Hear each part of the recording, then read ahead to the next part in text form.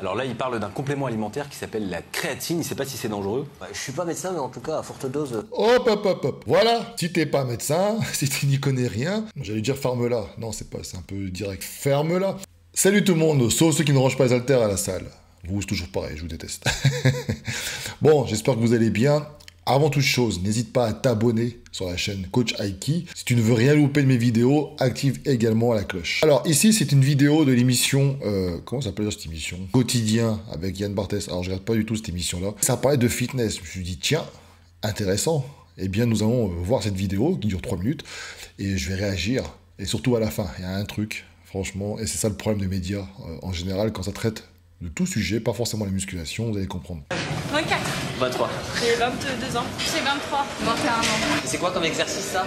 Warm-up and stretch. Dans cette salle ouverte 7 jours sur 7, beaucoup sont ultra... Bon, déjà, on a un public relativement jeune. Hein, c'est la vingtaine. À cet âge-là, on a du temps. Voilà, on essaie de se construire un corps pour pouvoir séduire pour les garçons, confiance en soi, les filles pareil. On est sur les réseaux sociaux, on voit de plus en plus de personnes bien foutues, etc. Donc on veut leur ressembler. Et c'est une bonne chose pour nous qui sommes coachs, notamment. ultra déter et viennent presque tous les jours. Ça a l'air dur ce que vous faites là. Non, ça va. Vous venez souvent ici? Combien de fois par semaine? 6 fois. Il a dit, ça a l'air dur ce que vous faites. Elle a dit, non, ça va. Alors, je ne parle pas de cette fille-là en particulier, mais le problème de la musculation en salle, c'est que ça devrait être dur si vous voulez progresser. Tout ce que vous faites doit être dur. C'est pas une question de charge ou quoi, c'est une question d'intensité. Si jamais tu es aussi frais à l'entrée qu'à la fin, c'est soit parce que tu es là juste pour passer un bon moment, te défouler, je peux comprendre. Mais si tu vises un objectif physique, il y a des choses à revoir. Et dans ce cas-là, n'hésite pas à faire appel à moi pour te conseiller. Qu'est-ce que ça vous apporte de me dire 6 fois par semaine? Bien-être mental. Ah bah après une journée de taf avec les gens, ça décompresse quoi. Ah, je sais pas, c'est la bonne solution, hein. Imagine, tu passes une journée de taf, justement, comme elle dit, avec les gens, tu vois.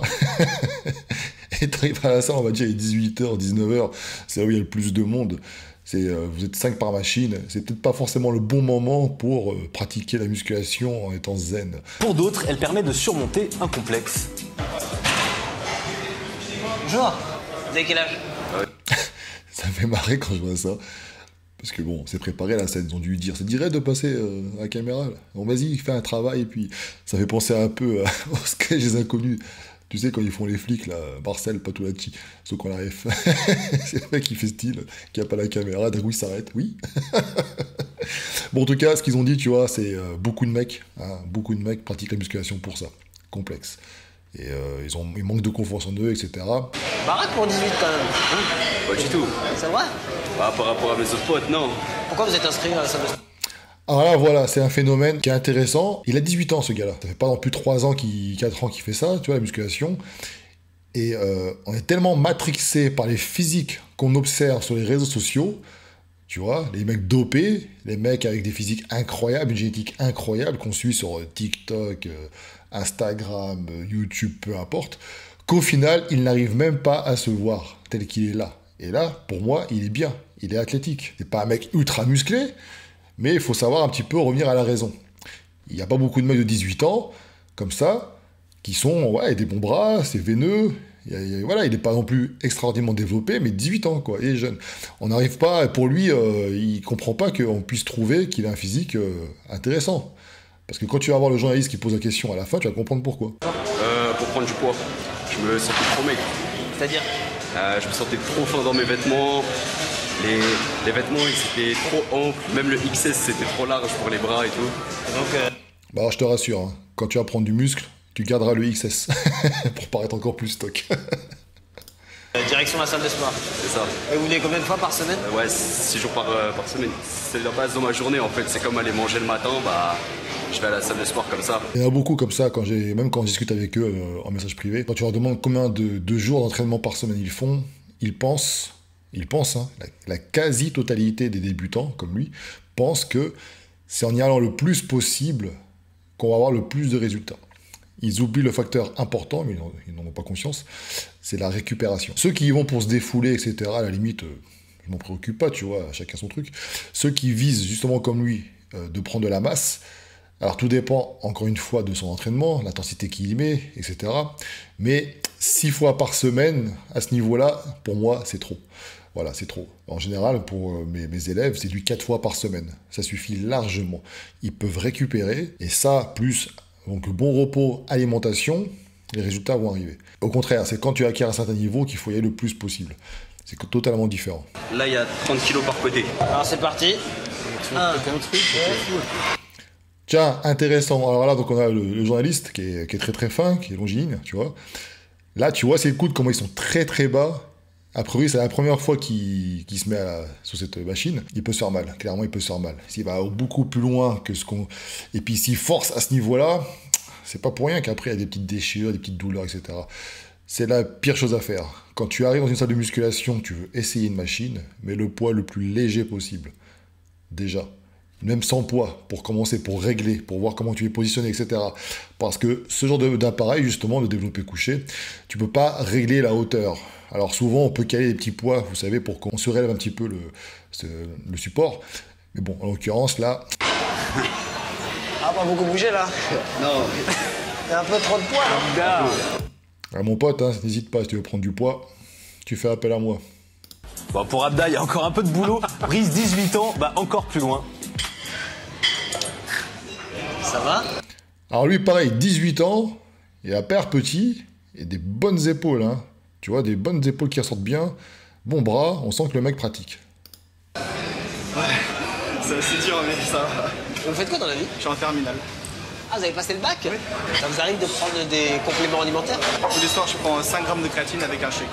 En fait, Voilà, donc là, ça va commencer à arriver le sujet qui fâche. Ça veut dire qu'en 2023, on va encore essayer de diaboliser la créatine, et vous allez voir pourquoi par la suite. Bon, lui, clairement, il utilise la créatine comme ça... directement 5 grammes chaque soir, c'est pas forcément la meilleure méthode. Je vous préconise plutôt de segmenter vos prises dans la journée. c'est des influenceurs qui ont dit que c'était un très bon complément, qu'il fallait essayer. Problème, encore une fois, 2023, il y a plein de vidéos, etc. Mais les gens vont à la musculation, ils font pas l'effort. Ah, un influenceur m'a dit prends ceci. Et le mec, il va gober tout ce qu'il dit, puis il va prendre sans savoir pourquoi, sans savoir s'il est destinataire de ses conseils ou pas.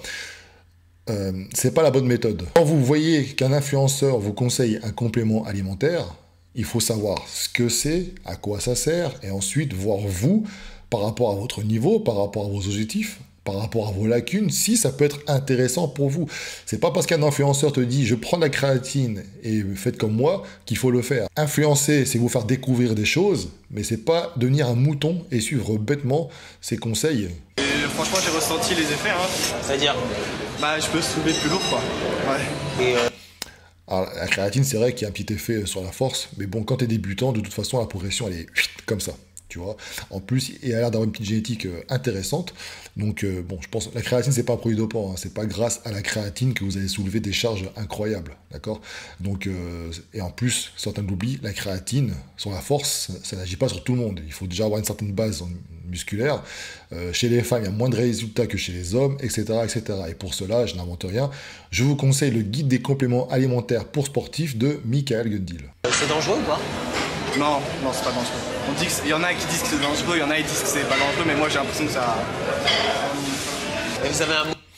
Voilà. Est-ce que c'est dangereux ou pas? Il y en a qui disent, d'autres qui disent que non. Moi, je pense que non. Et surtout que ce mec-là, il a un physique, et pour peu qu'il soit sur les réseaux, un jour, il va vouloir conseiller des mecs. Alors, tu prends la créatine? Ouais, c'est dangereux? Non, non, c'est pas dangereux, t'inquiète. Ou rien qui disent. Tu vois, ça fait pas encore une fois l'effort de chercher les choses, etc. La créatine, de toute façon, pour quelqu'un qui est en bonne santé, ce n'est pas dangereux pour la santé. Clairement pas. Je parle de la créatine monohydrate. Et tant qu'à faire, la belle créapure. C'est un gage de pureté. Alors là, il parle d'un complément alimentaire qui s'appelle la créatine. Il ne sait pas si c'est dangereux. Alors là, le sujet, la créatine, complément alimentaire. Pour une fois qu'ils disent complément alimentaire, qu'ils font pas trop l'amalgame entre produits dopants, c'est déjà bien.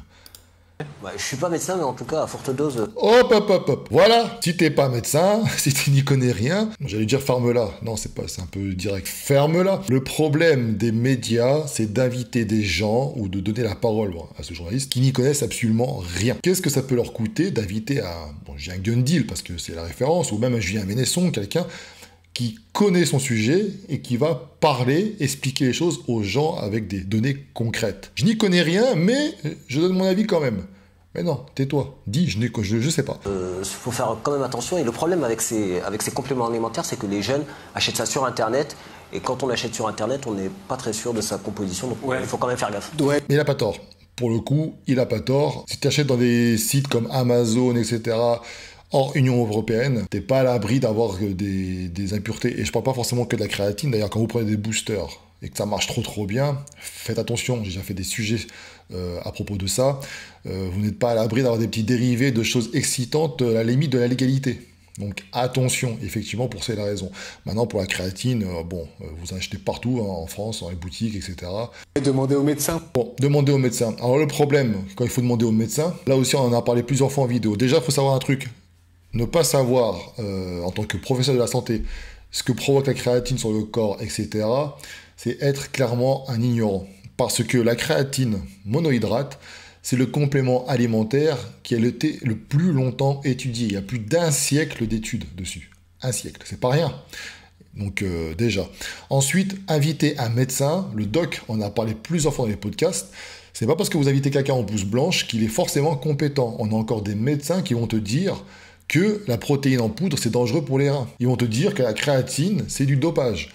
Pourtant, ce sont des médecins. On est en droit de se dire, mais attends, ils sont médecins, ils savent ce qu'ils disent quand même. Oui, mais le doc vous a parlé de ça par rapport à son cursus. Soit vous vous intéressez au sujet, vous vous documentez, vous savez lire les études, etc. C'est ça qui est bien quand tu es médecin, c'est que tu sais faire les choses, tu sais interpréter les études, etc. Mais sinon, tu as un module, voilà, qui va parler de compléments, d'alimentation, etc. Mais c'est tout. Tu vois, c'est plutôt une connaissance générale. Et si les professionnels de la santé, comme l'avait expliqué le doc, ne font pas des mises à jour régulières, parce que s'ils n'ont pas le temps, c'est un peu difficile, eh bien, ils ne sont pas au courant des nouvelles avancées. Comme tout complément alimentaire, il ne faut pas s'amuser à en prendre trop. Déjà, ça ne sert à rien, parce que vous allez l'évacuer, ça va être de l'argent dépensé pour rien, d'accord? C'est pas parce que vous en prenez trop, vous allez gonfler, avoir plus de force, c'est pas ça. Et je rappelle une fois encore, c'est la rétention intramusculaire, donc c'est pas une rétention d'eau qui va se voir comme ça. Ensuite, la créatine monohydrate, comme tout complément alimentaire, même de la pratique du sport, il faut aller consulter un médecin du sport pour voir si vous êtes apte, s'il n'y a pas de petits soucis de santé, etc. À chaque complément alimentaire, il y a une précaution qu'il faut avoir, il faut y aller progressivement. Même pour les protéines, tu n'es pas à l'abri de prendre une protéine, 3 doses directement, et puis après, de filer aux toilettes parce que tu ne la tolères pas.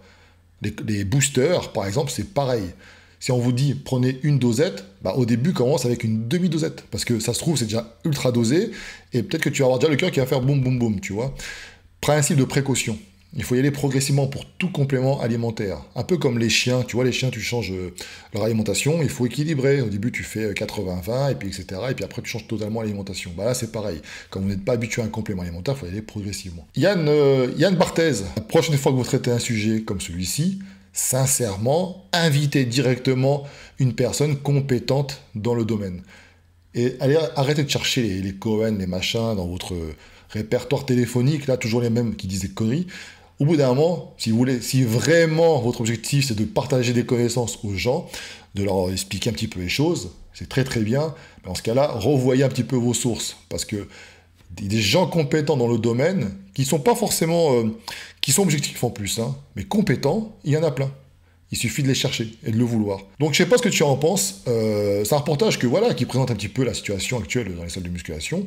Bon, c'est intéressant, mais encore une fois, pour les compléments alimentaires, des bêtises. En fait, c'est j'en sais rien qui demande l'avis, alors j'en sais pas plus que toi, et ça passe à la télé, et puis finalement, les gens vont retenir que ouais, c'est dangereux, etc. Mais c'est un journaliste qui sait même pas soulever 30 kilos, qui donne son avis.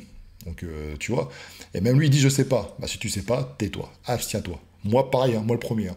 Des fois, j'ai des gens qui me posent des questions, je ne sais pas. Le principe de la chaîne Cher Fitness, par exemple, c'est d'aller chercher l'information là où elle se trouve. C'est-à-dire que si je ne connais pas, par exemple, les soucis hormonaux que peuvent engendrer certains produits, c'est pas moi qui vais répondre. Je vais pas m'amuser à faire le doc. Je vais prendre le doc, je vais prendre un endocrinologue ou voilà, quelqu'un de compétent. Je vais pas m'amuser à faire le mec, je sais pas, mais voici ce que j'en pense. On s'en fout ce que t'en penses. Dis les choses telles qu'elles sont. Parce que à force de dire ce qu'on pense, le problème, c'est que les gens, ils disent de la merde. Et ça se diffuse parce que c'est à la télé quand même, à la télé ça se diffuse et ça se diffuse à travers aussi Facebook. Voilà, c'est tout pour moi. Dis-moi ce que tu en penses en commentaire. N'hésite pas à lâcher un like si la vidéo t'a plu. Si tu veux d'autres vidéos réactions, n'hésite pas non plus. La prochaine qui va arriver, je pense, ça sera sur Mac Jean Gabin. Abonne-toi si ce n'est pas déjà fait en début de vidéo. Et je te dis à bientôt. Ciao.